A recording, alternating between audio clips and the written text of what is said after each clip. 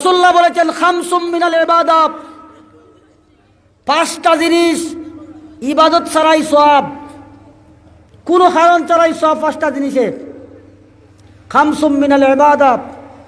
এক নম্বর হচ্ছে কিল্লাতুত তাআমে, কম খাওয়া ইবাদত। বেশি খাওয়া ইবাদত নয়, কম খাওয়া ইবাদত।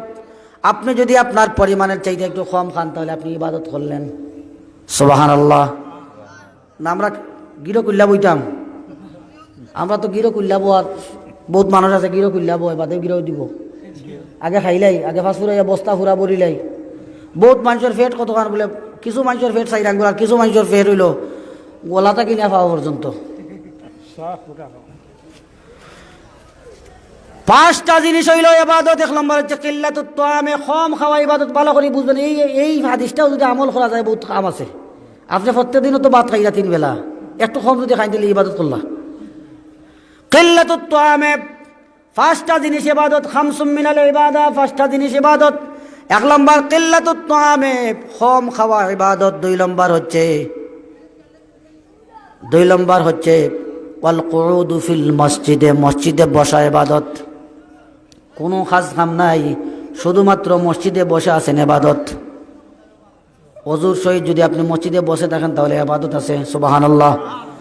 3 নম্বর হচ্ছে ওয়ান নাজরুল মাসহাফে, কোরআন শরীফ আপনি পড়তে পারেন না, কোরআন শরীফের দিকে যদি আপনি মহব্বতের নজরে তাকান, কোরআন শরীফের দিকে যদি আপনি চোখ খুলে তাকান, আল্লাহ তোমার কথা আমাকে বলার সুযোগ দিয়েছ, তোমার কথা আমাকে পড়ার সুযোগ দিয়েছ, তোমার কথা আমাকে বুকে জড়িয়ে নেওয়ার সুযোগ আল্লাহ আমাকে দিয়েছ। আপনি যদি কোরআন শরীফের দিকে শুধু তাকান, ইবাদত আর ইবাদত। সুবহানাল্লাহ।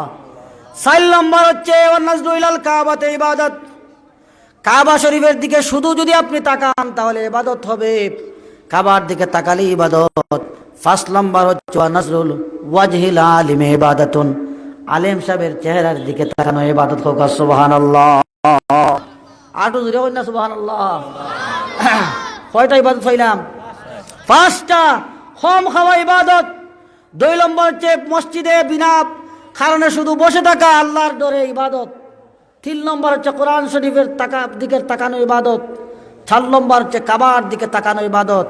5 নম্বর হচ্ছে একজন আলিম সাহেবের চেহারার দিকে তাকানো ইবাদত। সুবহানাল্লাহ।